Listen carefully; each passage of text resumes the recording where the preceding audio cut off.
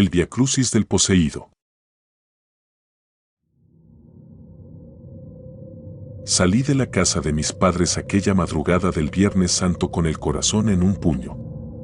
Había pasado semanas preparándome para interpretar a uno de los Irineos, el que ayuda a Jesús a cargar la cruz, en la tradicional representación del Viacrucis de San Miguel Hueyotlipan, un pueblito a media hora de Puebla capital. Todo era ritual y devoción, el aroma del copal, el siseo de las velas en los andadores, el murmullo de la multitud que se concentra en la plaza principal.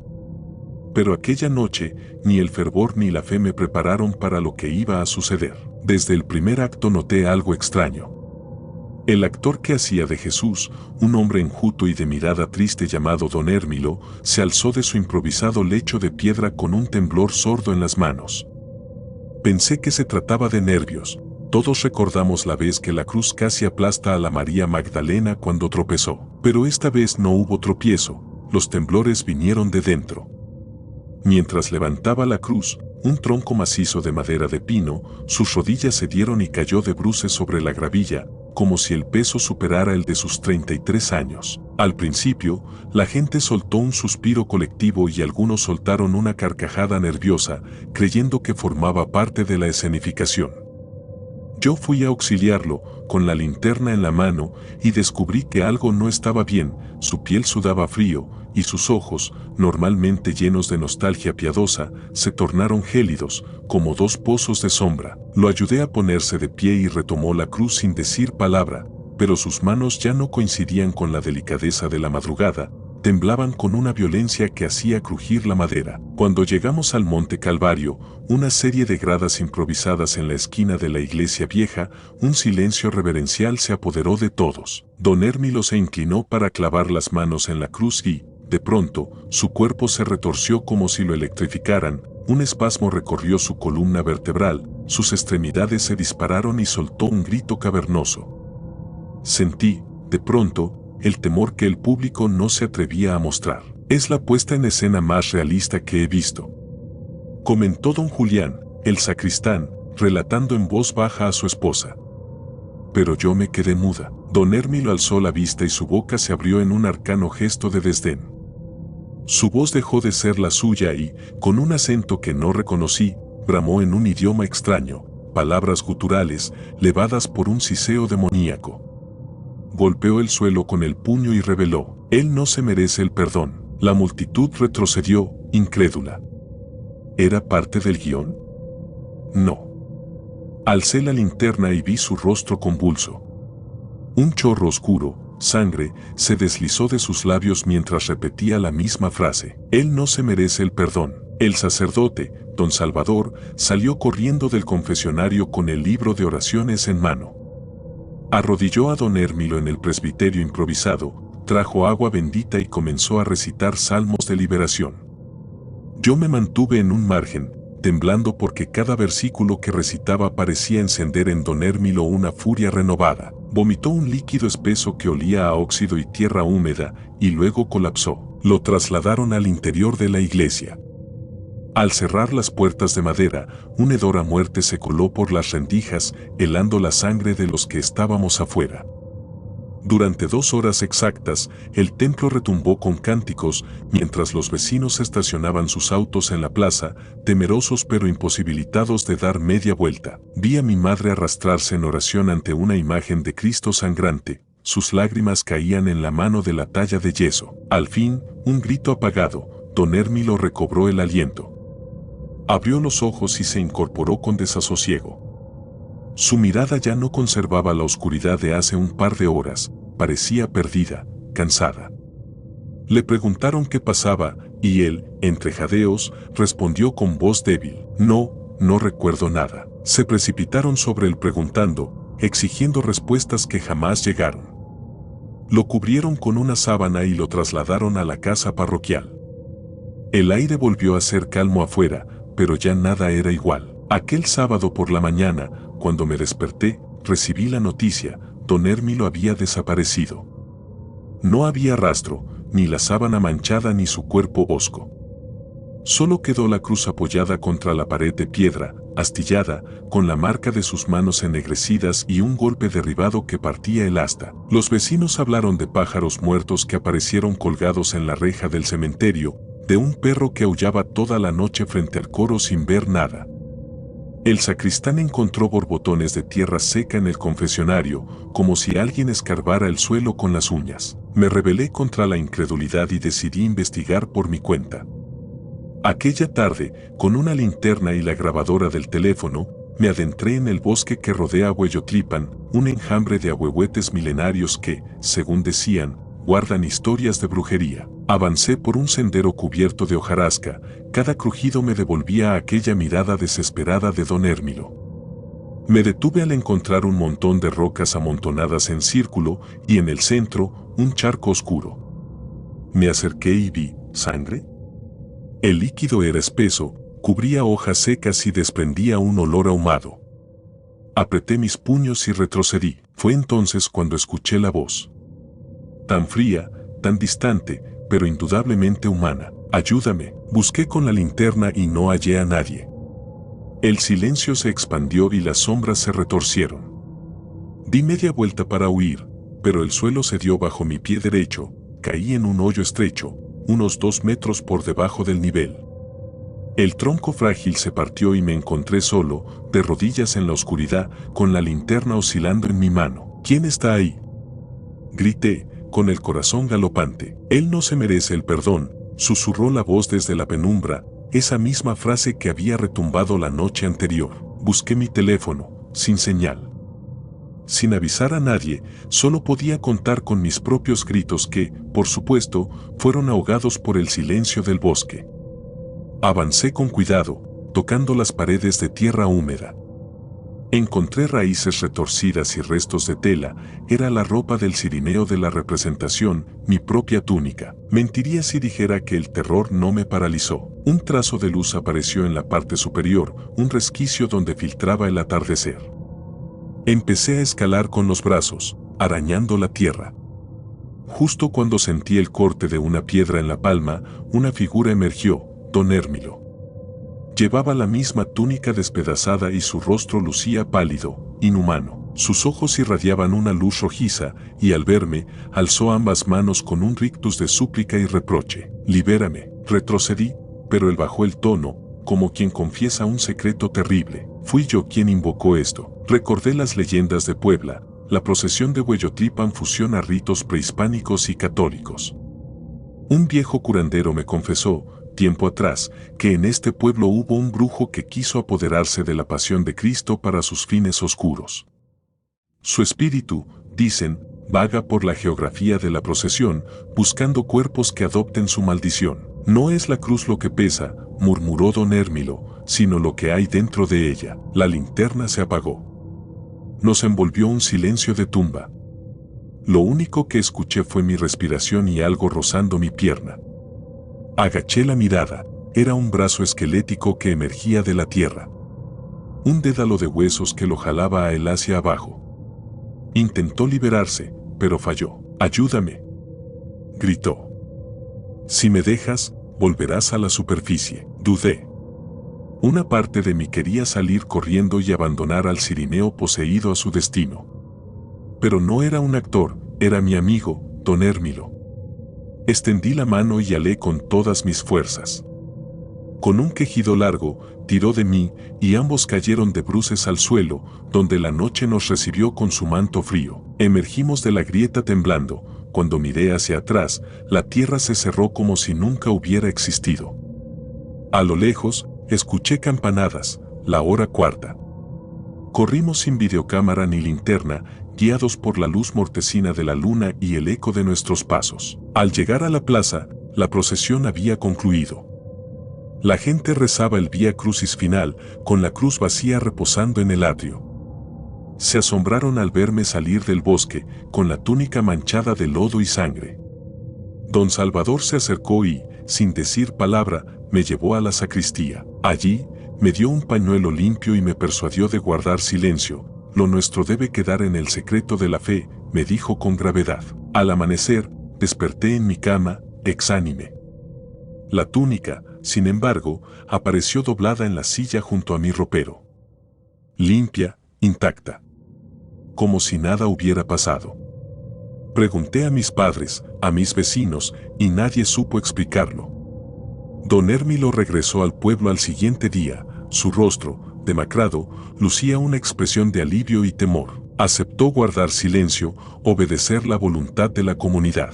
Yo he tratado de olvidar lo ocurrido, pero todavía escucho en mis sueños ese susurro: él no se merece el perdón. A veces, despierto y noto un peso en mi pecho, como si una cruz invisible me doblara la espalda. He comprendido que los viejos ritos no son cuentos. En Puebla, la frontera entre lo sagrado y lo maldito es delgada, y, a veces, un actor deja de actuar para convertirse en la presa de un mal que ningún salmo puede desterrar por completo. Quizá mañana regrese a la plaza. Quizá participe de nuevo en el Viacrucis. Pero sé que, al alzar la vista y ver la cruz apoyada contra la pared, sentiré esa presencia detrás de mí, el prisionero de la tierra, el que suplica liberación, el poseído que no encuentra redención. Y rezaré con más fervor que nadie, porque sé que, a su vez, estoy jugando con un fuego que podría consumirnos a todos.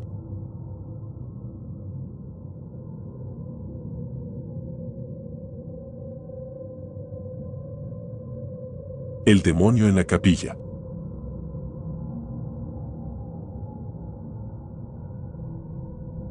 El autobús avanzaba por la carretera federal, rodeado de ceibas centenarias y cedros que se alzaban como centinelas de un pasado que insistía en permanecer vivo. Volvía a mi pueblo natal, una pequeña comunidad maya llamada Canché, para participar en la ceremonia del Sábado de Gloria. Hacía años que no pisaba la capilla de San Juan Bautista, donde mis abuelos me llevaron de niño a bendecir los ramos y a escuchar los rezos en lengua yucateca. Creía conocer cada rincón de aquel lugar, pero pronto descubriría que hay secretos que solo se revelan cuando el terror arranca la máscara de la rutina. Cuando crucé el umbral de la capilla, un olor a copal y flores de Cempalzóchitl me inundó la memoria. El fresco aire de la mañana se mezclaba con el sopor de los fieles, sentados en bancas de madera labrada. Una modestia colonial impregnaba las paredes encaladas, retablos dorados, pinturas de santos con rasgos indígenas y un Cristo tallado en madera que, según decían mis abuelos, había llorado lágrimas de sangre en 1947 tras un huracán devastador. Me acomodé en el último banco, junto a doña Lupita, la costurera, y su nieta. Ambos murmuraban peticiones en maya: Ma Kobin Ka Chiobe, Paalalo Bin Kuxaan, Padre, te pido favores, sana nuestros males. Guardé silencio y saqué mi libreta. Iba a documentar la ceremonia para un artículo, pero algo en el aire me ponía los pelos de punta. La luz entraba por los vitrales tallados a mano, dibujando sombras multicolores que danzaban al compás de los cánticos. El sacerdote, don Aurelio, un hombre enjuto de unos 50 años con sotana negra y cuello romano, inició la misa en español y maya. Su voz era grave y pausada, como el murmullo de un cenote. Entregó la Eucaristía y, al terminar, invitó a todos a guardar un minuto de silencio en honor a la pasión de Cristo. Un murmullo reverencial recorrió la capilla. Miré a mi reloj, eran las 10:35. El silencio se hizo denso, casi tangible. Fue entonces cuando lo vi entrar tambaleándose. Iba borracho, lo reconocí al instante: don León, un campesino que vivía en la periferia del pueblo, siempre de buen humor hasta que el pulque lo dominaba. Ese día llegó cubierto de sudor, con el sombrero ladeado y los ojos inyectados. No pidió perdón, simplemente irrumpió en la procesión, escupió al suelo y comenzó a lanzar improperios contra los feligreses. «Malditos crédulos», gritó con voz rasposa. «Ya no existen milagros ni redención para ustedes». La gente retrocedió, horrorizada. Doña Lupita se tapó la boca, la niña cerró los ojos con fuerza, repitiendo oraciones en voz baja. El sacerdote, sorprendido, se levantó con parsimonia y trató de calmarlo. Don León lo vio, se rió con sorna y lo insultó sin tregua: «Viejo de mierda, tu Dios no escucha nuestras plegarias». Un murmullo de indignación se alzó en la capilla. Parecía el desenlace de una faramalla popular, algo grotesco y surrealista, pero cuando don León se dio la vuelta para marcharse, algo cambió. Su rostro se transformó. El borracho que caminaba en zigzag pareció contenerse, enderezó la espalda y, de pronto, la voz que salió de sus labios no era la suya. Se escuchó profunda, cavernosa, arrastrada, y habló en un idioma extraño, una lengua gutural que me recordó los cantos de los antiguos rituales mayas, pero retorcida, retumbante, perversa. Haan, Taan y Chkuyaj, farfulló con lentitud.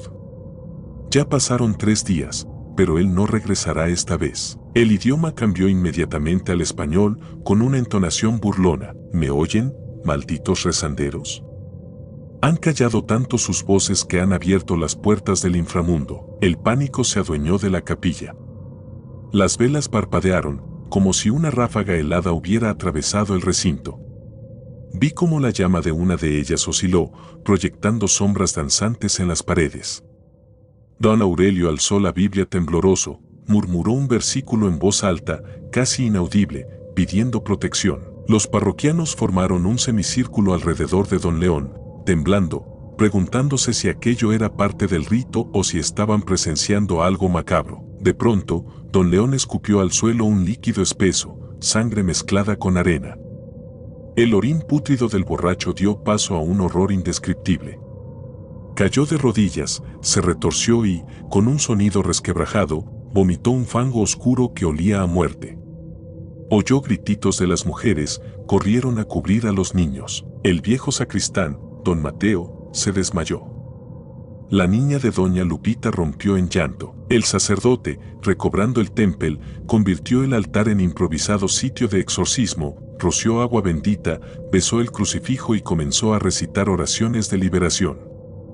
Yo, paralizado, solo atinaba a grabar con mi teléfono, pensando que aquello sería la pieza maestra de mi crónica. Cada palabra de don Aurelio era respondida por don León con una carcajada anómala, grave, grave como un trueno subterráneo. No basta tu libro de salmos, dijo la voz del infierno.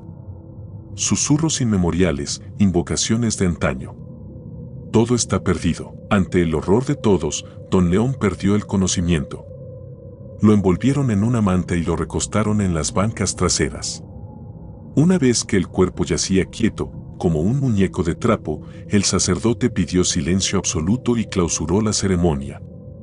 Nadie se atrevió a mover un dedo. El temblor colectivo no había cesado. Salí de la capilla rodeado de gente que apenas se sostenía en pie, balbuceando oraciones. Esa noche, mi libreta se llenó de notas con tachones y garabatos. A veces releía lo anotado sin comprender cómo había escrito ciertas frases. La adrenalina me mantenía alerta, pero el sueño me venció al llegar a la casa de mis padres. Soñé con puertas de piedra negra que se abrían ante un coro de almas en pena, y con el rostro desencajado de don León murmurando aquella frase, él no regresará. Me desperté sobresaltado, con la camiseta pegada al sudor frío. Al día siguiente, la noticia corrió como pólvora, don León había desaparecido de la capilla. No estaba en la casa de salud ni en su rancho. La manta, la mancha de sangre, incluso sus huaraches quedaron olvidados en una banca. Algunos decían que el demonio se lo había llevado, otros, más escépticos, aseguraban que el borracho había huido debido al escándalo. Decidí investigar por mi cuenta. Orientado por don Mateo, el sacristán, fui al cementerio local, donde me esperaba una sorpresa. El camposanto de Escanché está rodeado por un muro bajo de piedra blanca, cubierto de líquenes.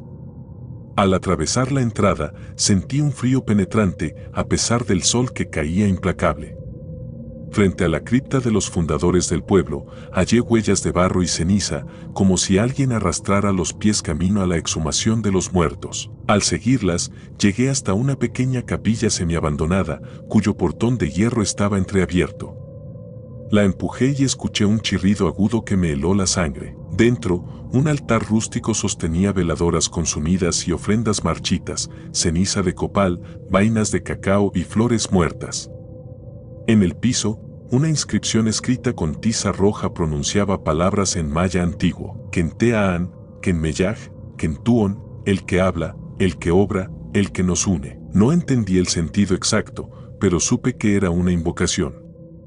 Al fondo, un montículo de tierra removida sugería que alguien había desenterrado algo. Al acercarme, hallé fragmentos de cerámica manchados de sangre seca. El terror me obligó a retroceder. Salí de la capilla como un asustado, preguntándome qué clase de ritual habían practicado. Al volver al pueblo, encontré al sacerdote en la sacristía. Estaba pálido, con ojeras profundas. Me confesó que la voz que surgió de Don León no era humana, sino la de un antiguo demonio maya conocido como Apuch, señor de la muerte. Según la tradición, Apuch aparece durante el silencio solemne del sábado de gloria, cuando los rezos se detienen y las puertas del inframundo se abren. Solo un exorcismo tradicional, mezclado con rituales prehispánicos, podría sellar de nuevo ese portal. La gravedad de sus palabras me golpeó con fuerza. Comprendí que estábamos ante un mal que trascendía la fe cristiana, un híbrido de cosmovisión maya y catolicismo, un vestigio de la conquista que hoy volvía para devorar almas. Don Aurelio me dijo que se habían convocado a los mayordomos de fiesta, a los ancianos sabedores de hierbas y conjuros, y que esa misma noche celebrarían un rito en la vieja zona arqueológica, acompañados por los tambores y el chirrido del caracol de mar. Acepté quedarme y cubrir el suceso. El pueblo entero se congregó al pie de la pirámide de Escanché Viejo, las antorchas se alzaban en la penumbra y el coro de mujeres entonaba cantos funerarios en lengua maya. Delante, un círculo de piedras consumía copal. Vi a don Aurelio recorrer el perímetro con una rama de samná, copal, en llamas, rociando el humo en el aire. A su lado, el chamán don Balam, con el rostro pintado de negro y rojo, recitaba los nombres de los apus, deidades tutelares. De pronto, una ráfaga de viento apagó las antorchas. Un silencio sepulcral nos envolvió. Un aullido lejano rasgó la noche. Vi cómo los mayordomos temblaban y comprendí que Apuch rondaba cerca. El sacerdote alzó su crucifijo y gritó una invocación, mientras don Balam golpeaba el tambor con furia. El aire se tornó denso, casi sólido. Las voces se unieron en un canto sobrehumano, mezcla de salmo y alabado prehispánico. Entonces sentí un aliento frío en mi nuca. Un murmullo a mi lado. No pudieron sellar el portal. Me giré con el corazón en la garganta. No vi a nadie. El murmullo se convirtió en risita, cerca de mi oído, burlona, irónica. Ven, participa en el juego, susurró una voz desconocida. Él no volverá, esta vez yo vengo por ti. El terror me atrapó. Salí corriendo sin rumbo, tropezando con raíces y piedras. Detrás, escuché pasos que se acercaban, lentos, inexorables. Alcancé la carretera y apenas vi un taxi que emergía de la negrura. Subí dando puntapiés en la puerta trasera. El chofer, sorprendido, me gritó que me callara, porque se asustaba con mis alaridos. Pagué y le pedí que arrancara. Mientras nos alejábamos, vi desde la ventanilla cómo las antorchas de la pirámide se apagaban una por una, como si un aliento helado las extinguiera. Al día siguiente amanecí en Mérida, sin recuerdos claros de la huida. Encontré mi libreta rota en mi mochila, las páginas manchadas de polvo y sangre vieja. No sé si soñé gran parte de lo ocurrido, pero aún conservo una sola frase grabada a la fuerza en mi mente. Él no volverá, esta vez yo vengo por ti. Desde entonces, cada Viernes Santo evito pasar cerca de Escanché. A veces escucho en la calle un murmullo detrás de mí, una risita lejana, y me vuelvo para ver una sombra fugaz. Intento convencerme de que es producto de mi imaginación, mezcla de fe y superstición. Pero sé que no. En algún recodo olvidado de Yucatán, bajo el manto de la luna, Apuch aguarda. Y cuando el silencio se cierna sobre los rezos, la puerta del inframundo crujirá de nuevo, y yo seré la próxima víctima que sienta su aliento helado rozando mi nuca.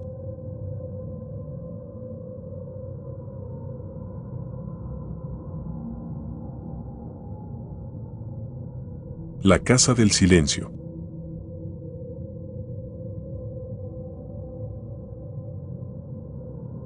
Salí de la Ciudad de México con la ilusión de unas vacaciones tranquilas, llevando apenas una maleta ligera y la compañía de mis padres. Era Semana Santa de 2012 y habíamos decidido alojarnos en una antigua hacienda convertida en hotel, la Casa del Silencio, a las afueras de San Luis Potosí. Había leído en su página web que conservaba el encanto rústico del siglo XIX, columnas de cantera, arcos elevados y corredores con faroles de hierro forjado. Según la reseña, era el lugar perfecto para encontrarnos con la historia. Yo, en cambio, descubrí que a veces la historia guarda secretos demasiado oscuros. El coche atravesó un camino empedrado rodeado de mezquites y nopaleras. Al doblar la curva, la hacienda se alzó imponente, muros encalados, tejas de barro rojizo y un patio central con una fuente seca.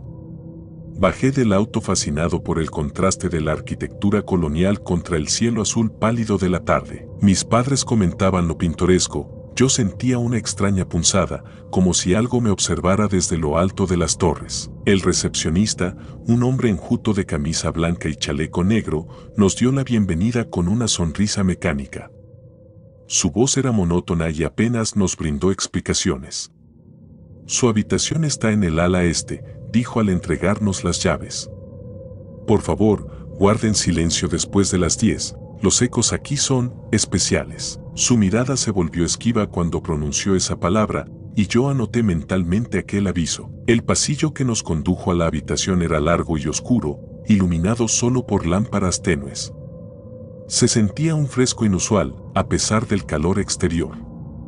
Mis padres comentaron lo agradable del clima, yo, en cambio, noté que mis hombros se erizaban. La puerta de madera maciza se abrió con un crujido profundo. Al entrar, el aire se volvió gélido como si el sol de la avenida no penetrara hasta allí. La habitación conservaba un altar diminuto en un rincón, con un crucifijo y un par de velas negras ya derretidas. El mobiliario era sobrio, 2 camas de hierro forjado, un armario polvoriento y un espejo ovalado en la pared. Mis padres, siempre prácticos, asumieron que aquella era una decoración temática. Yo me quedé mirando el altar, sintiendo un hormigueo en la nuca. Esa primera noche cenamos en el comedor principal, bajo arcos de ladrillo y lámparas de araña. El silencio dominaba el lugar, apenas se escuchaban las cucharas en los platos y el murmullo bajo del chef que cortaba su filigrana de cebolla. Mis padres charlaban sobre los atractivos turísticos de San Luis Potosí, pero yo alzaba la vista cada tanto hacia el fondo, donde un pasillo se adentraba en la penumbra. Al regresar a la habitación, el guardián dejó un pequeño sobre con horarios de misa y recomendaciones. Recuerden, no entren al ala sur después de las 10, leí con el ceño fruncido. Él sonrió sin entusiasmo. Ese sector fue capilla en la época colonial, a veces, cobran vida sus viejas plegarias. Mi padre se rió y dijo que me había contagiado la afición por lo gótico. Sin embargo, en mi interior, una alarma se disparó. Sobre las 3 de la madrugada, me despertó un golpeteo sordo, como si alguien rezara detrás de la puerta. Al principio pensé que era un sueño, el silencio absoluto me devolvía los sonidos con una claridad escalofriante. Saqué la cabeza de la cama y escuché lamentos lejanos, graves, como sollozos contenidos. Respiré hondo y me senté, el cuarto estaba helado. Vi mi aliento en el aire, suspendido en la oscuridad. Tomé el teléfono para llamar a recepción, pero al pulsar el botón, solo se oyó estática. Con el corazón en la garganta, avanzaron pasos por el pasillo, pisadas lentas, acompasadas. Me levanté con sigilo y me acerqué a la puerta. Al asomarme, no vi a nadie. Solo un corredor desierto, iluminado por una lámpara de vela ensanchando las sombras. De pronto, escuché un murmullo monótono en latín, miserere, exaudi. Domine, un susurro que helaba la sangre. Con el pulso desbocado, cerré la puerta y regresé a la cama.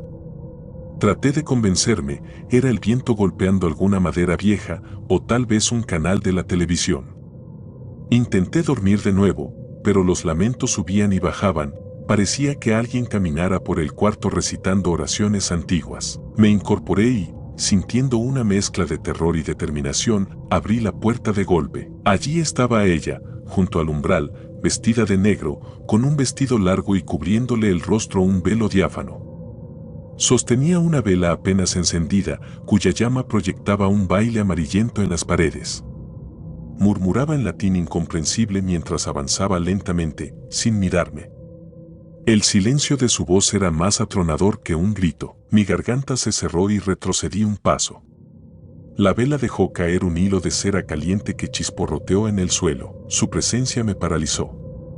El frío aumentó hasta doler como un punzón. La luz de la vela iluminó su mano izquierda, la piel pálida, con uñas demasiado largas, amarillentas. Su pie descalzo parecía flotar, sin sufrir el peso de la madera del suelo.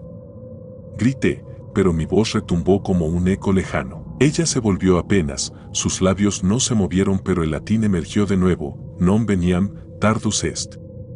Y desapareció en la negrura del pasillo. A la mañana siguiente, mis padres protestaron por el frío. Ni en Madrid hemos pasado tanto frío en abril, se quejaron en tono de broma. Pero cuando les conté lo de la mujer de negro, enmudecieron. Se acercaron al recepcionista y exigieron una explicación. Él guardó silencio un instante, luego suspiró y bajó el tono. Ese ala del hotel era la capilla de la antigua hacienda.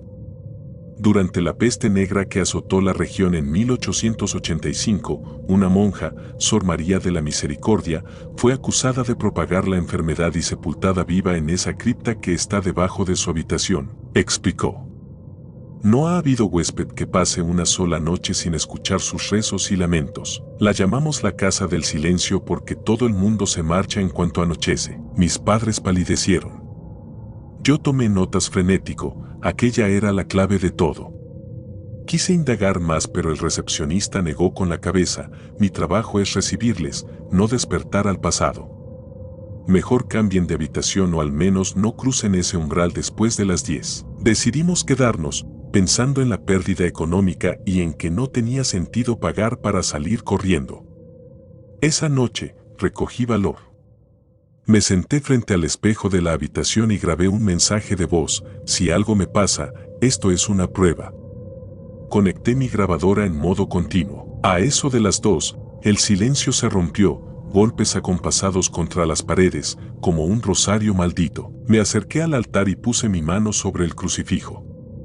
Una ráfaga de aire frío me atravesó la muñeca, como si una mano huesuda me tocara desde el otro lado. La vela permanecía apagada.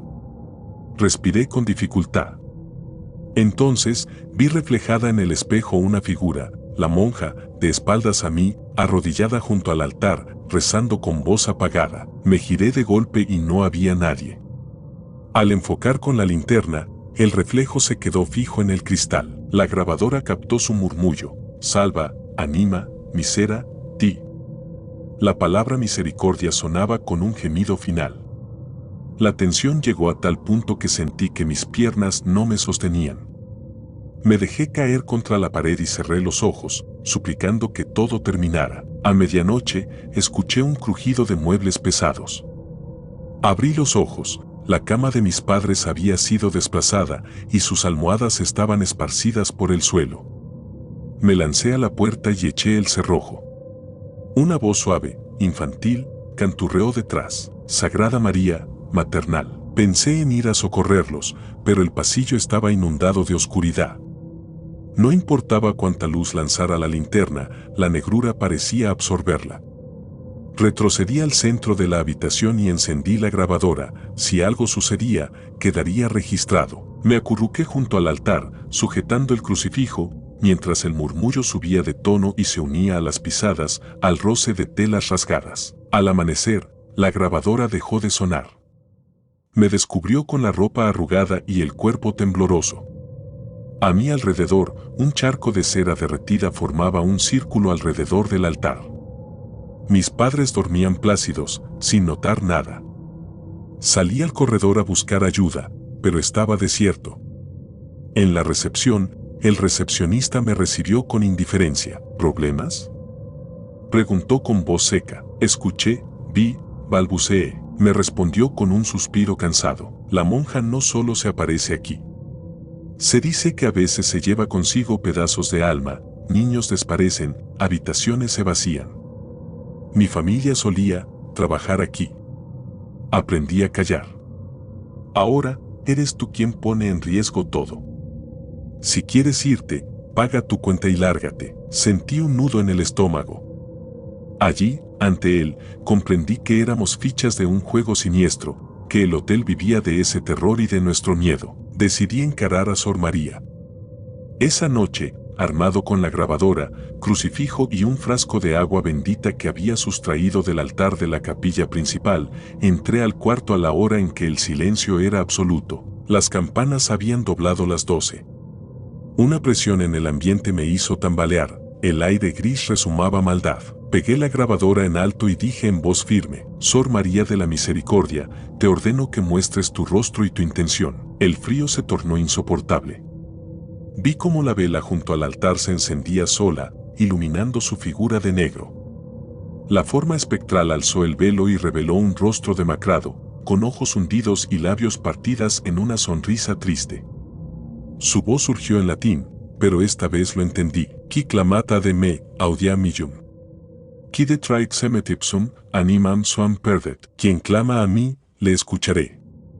Quien se niega a sí mismo, perderá su alma. Entendí el reproche, mi curiosidad había sido mi perdición. El suelo tembló, las paredes goteaban humedad oscura y, por un instante, sentí que mi fe se tambaleaba. Entonces, a la fugaz luz de la vela, alzó una mano hacia mí, pidiendo ayuda. En vez de responder con miedo, recordé las oraciones que mi abuela solía recitar en náhuatl cuando enfermé de sarampión. Mezclé palabras de fe con la firmeza del latín. Credo in Deum Patrem Omnipotentem et Spiritum Sanctum. La figura parpadeó, como si luchara contra un empuje interior. Con voz temblorosa, dijo en español: no puedes liberarme. Un estallido de luz llenó la habitación. Sentí un tirón en el pecho, como si algo deseara salir de mí. Grité y me cubrí el rostro. Cuando abrí los ojos, la vela estaba apagada, la grabadora rodando al suelo y la habitación intacta, sin rastro de la monja. Al alba, vimos los primeros rayos de sol filtrarse por la ventana empañada. Mis padres habían empacado en silencio. Pagué la cuenta sin rechistar y salimos sin mirar atrás. El recepcionista nos entregó las llaves con indiferencia. Al subirme al coche, vi por el espejo retrovisor cómo la puerta del ala este se cerraba sola, como si se sellara. Condujimos de vuelta a la ciudad, sin pronunciar palabra. Al llegar a casa, descargué la grabadora. Al reproducirla, solo hallé estática y un susurro ilegible al final, un gemido suave que parecía decir mi nombre. Hoy, cada vez que cierro los ojos en noches de insomnio, veo la cara de aquella monja enterrada viva, sus ojos suplicantes, su voz rezando en un latín quebrado. Siento un peso en el pecho, como si la media luna de su vela se hubiera grabado en mi alma, y sé que, en algún recodo de San Luis Potosí, la casa del silencio aguarda a su próxima familia, lista para envolverlos en su fría oración. Porque hay lugares donde los muertos no descansan, y a veces, son ellos quienes eligen no dejarnos marchar.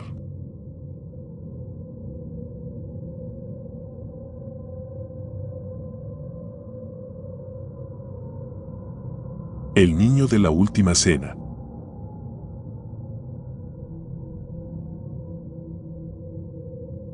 Cada año, desde que tenía memoria, mi familia levantaba en el patio de nuestra casa en Oaxaca el tradicional altar de la última cena.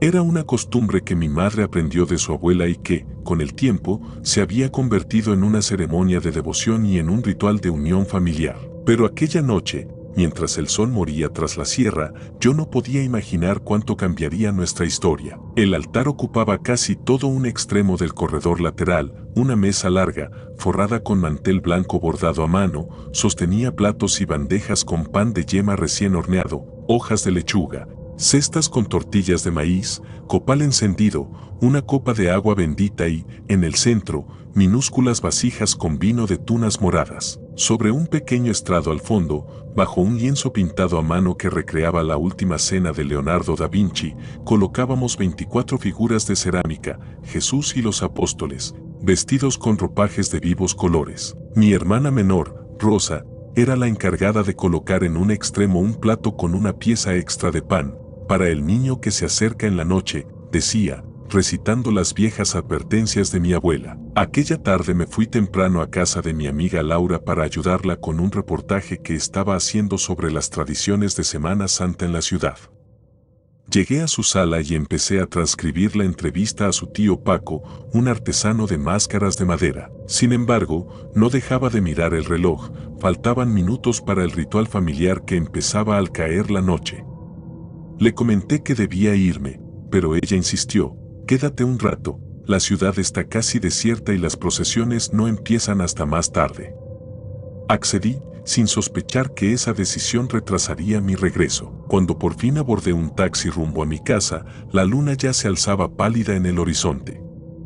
Las calles del centro estaban saturadas de cucuruchos y penitentes, pero conforme me alejaba, el bullicio quedó atrás.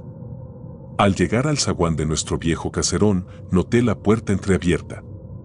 Pensé en gritar, pero un escalofrío me detuvo. Avancé con sigilo por el corredor y, al llegar al patio, la escena me brindó el consuelo esperado. Rosa, arrodillada junto al altar, dejaba delicadamente un pan de yema sobre un pequeño plato de talavera azul. Su rebozo rojo contrastaba con la blancura del mantel, sus manos temblorosas colocaban el pan, recitando en voz baja, para ti, niño de mi alma, no pases hambre esta noche. Su voz se quebró en el último verso. Me acerqué y alcé la linterna del teléfono para iluminar el altar. Mis padres habían colgado la tela de la última cena con clavos antiguos, los velones blancos parpadeaban entre la brisa tibia. Todo parecía en calma. Le guiñé un ojo a Rosa y ella me sonrió, ligeramente asustada. ¿Festín listo?, susurré. Listo, respondió con voz queda. Ahora solo esperamos a que llegue. Di media vuelta para buscar a mi padre, que acostumbraba a rezar el rosario en nuestra pequeña capilla interior antes de pasar al altar. Pero un ruido extraño detuvo mis pasos, crujidos, como de madera vieja moviéndose, y un murmullo apenas audible. Me detuve, conteniendo el aliento. El murmullo parecía un sollozo infantil, ahogado, que se convertía en una plegaria gutural. Pan, ven, dan, me. El viento me golpeó el rostro con suavidad gélida, a pesar de la brisa cálida de la tarde. Llamé a mis padres y a Rosa, pero nadie respondió. Una corriente inexplicable avanzó por mi espalda y, al girar, vi algo que me estremeció. Junto al plato que Rosa había preparado, había migajas de pan esparcidas, como si algo, o alguien, hubiera estado comiendo sin que nadie lo notara. Mi pulso se aceleró. Me acerqué con cuidado y, al recoger un pedazo de pan entre mis dedos, percibí el aroma cálido del horno. ¿Pero quién lo había tomado? Nadie había tocado el altar desde que lo terminamos de montar. De pronto, un escalofrío me recorrió de pies a cabeza. Sentí que algo me observaba desde atrás. Alcé la linterna y apunté al extremo de la mesa, la figura de un niño, pequeña, inclinada sobre el plato, como en posición de comer. Su silueta era vaga, apenas un contorno pálido. Sujeté la linterna con manos temblorosas y, en un parpadeo, la imagen desapareció. Sobresaltado, solté el aparato, que rodó y dejó de alumbrar. En la penumbra entendí un lamento suave, un llanto infantil, desesperado, que brotaba de las vigas de madera y se colaba entre los arcos de cantera. Mis piernas se negaron a moverse. Y entonces lo sentí, un aliento húmedo en mi nuca, cálido contra mi piel fría. Giré despacio y me quedé sin palabras. Frente a mí, a 1 metro de distancia, el niño de mis peores pesadillas, vestía una ropita antigua, enclenque, con bordados azules y blancos. Su cara era angelical, salvo por sus ojos, 2 pozos completamente negros, sin iris ni pupila, como si un abismo infinito los hubiera engullido. Con una tenacidad sobrehumana, pegó sus labios al pan y mordió sin apartar la mirada. El crujir del pan era apenas audible, pero resonaba en mis tímpanos. Di un paso atrás y tropecé con un adorno de cerámica. El niño alzó la cabeza, vio mis ojos abiertos de terror y, con voz un susurro metálico, dijo, «Gracias, pero dame más». Mi garganta se secó. Intenté gritar, pero el sonido murió en mi laringe. El niño dio un par de pasos hacia mí, balanceándose con torpeza. De su bolsillo, sacó un trozo de papel arrugado y lo alzó ante la luz menguante de las velas. Me costó entender lo que decía, pues las letras eran diminutas y corridas. «Si no me das lo que pido, lloraré hasta que amanezca y mis lamentos espanten a los vivos. En ese instante, mi mente volvió a mis abuelos contándome leyendas. En Oaxaca, decían, había un espíritu infantil que rondaba los altares de Semana Santa, requiriendo alimento. Si alguien osaba ignorarlo, sus llantos se convertían en un suplicio terrenal, puertas chirriando, campanas sin campanero, pasos en los corredores y un llanto que hacía retumbar los muros. Reuní fuerza y cogí una barra entera de pan. La puse frente al niño, que sonrió, mostrando dientes demasiado pequeños y puntiagudos. Tomó el pan con ambas manos y comenzó a devorarlo con desesperación. Cada mordida levantaba una pequeña nube de migajas que flotaba en el aire, como partículas de polvo iluminadas por la vela. Pero justo cuando pensé que todo había acabado, el niño se detuvo, escupió un puñado de migajas al suelo y alzó la mirada. No es suficiente, dijo, con una voz que no era la de un niño. Quiero lo que colocaron en la foto. Confundido, miré a mi alrededor. Las fotos del altar, mi padre había tomado varias con su cámara digital antes de configurar todo. Fui al portal de la casa y encendí la luz, luego revisé la tarjeta de memoria en mi teléfono. En una de las tomas, aparecía junto a las figuras de cerámica una silueta infantil, idéntica a la que tenía delante, con el mismo traje antiguo. Pero en la realidad, nadie estaba junto al altar cuando hicimos las fotografías. Mi pulso subió hasta la garganta. Volví al patio, llevando el teléfono en alto como si fuera un escudo. El niño me siguió en silencio, con los ojos fijos en mi reflejo en la pantalla. Al enfocar la última foto, busqué una pista. La figura del niño estaba parada justo junto al apóstol Juan, señalando la copa de vino. Recordé que en la mesa habíamos puesto 2 copas, una de vino de tunas y otra vacía para el niño. Abrí la ventana de la cocina y, con mano temblorosa, alcé la copa vacía llena de aire. Se la ofrecí. El niño asintió y, con delicadeza extraña, bebió el aire que había dentro, aspirándolo como si fuera un néctar embriagador. Al soltar la copa, sus blancas manos temblaban. Dio vueltas alrededor del altar, murmurando una letanía en latín antiguo, un conjuro que no supe descifrar. Mientras lo hacía, las figuras de cerámica perdieron su color, sus ropajes parecían desteñirse, sus facciones se contrajeron en expresiones de dolor. Una de las velas estalló en un chorro de cera incandescente y el terreno tembló bajo mis pies. El niño se detuvo y, con una sonrisa estremecedora, dijo, «Ahora, juguemos». El suelo se abrió en una grieta que se extendió rápidamente como una telaraña. Mi corazón se paralizó.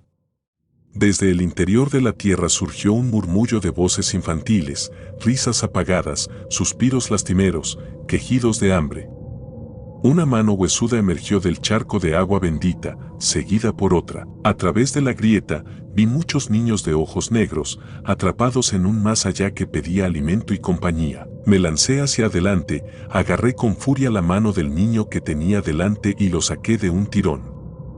El alarido que soltó retumbó como un trueno subterráneo y, en ese instante, la grieta se cerró tras él, arrastrándolo de vuelta bajo la tierra. El altar se estremeció, pero la mesa resistió, y las figuras de cerámica recobraron su color lentamente. El silencio volvió a reinar. El murmullo se disipó como nubes de polvo. El aire dejó de helarse, y las velas, agotadas por el shock, se apagaron, quedaron como testigos mudos de la masacre que se había cobrado el niño. Salí tambaleándome al portal y llamé a gritos a mis padres y a Rosa. Al llegar al patio, me vieron con el rostro desencajado. ¿Qué pasó?, preguntó mi madre, preocupada. El niño, logré decir. El que aparece en el altar. Mi padre encendió una linterna y me siguió al corredor. En el suelo, había migas de pan y gotas de agua consagrada. Revisamos la cámara. En la última foto, tomada justo cuando ofrecí la copa al niño, la silueta apareció partida en 2, como reflejada en un espejo roto. A su lado, se veían docenas de manos infantiles, enterradas bajo tierra, extendiéndose hacia la mesa con súplica muda. Desde entonces, cada Semana Santa mi familia hace algo diferente. Levantamos el altar, colocamos el pan de yema y el vino, tomamos las fotos, pero luego quemamos una pequeña figura de cera en forma de niño, como ofrenda de liberación. Nadie sabe si eso ahuyenta al espíritu o simplemente lo sacia de forma simbólica, pero en los últimos 3 años, no hemos vuelto a ver la silueta en las fotografías ni hemos oído sollozos en la noche. Sin embargo, a veces, cuando cierro los ojos antes de dormir, revivo el murmullo de aquellos cientos de voces infantiles que clamaban por alimento. Y cada vez que paso junto al altar, sin la figura de cera, siento un leve escalofrío y una urgencia terrible: servir otra copa de aire, dejar un trozo de pan, pues sé que, si no lo hago, el llanto regresará a mi vida y me perseguirá hasta el amanecer. Y yo no quiero oírlo de nuevo.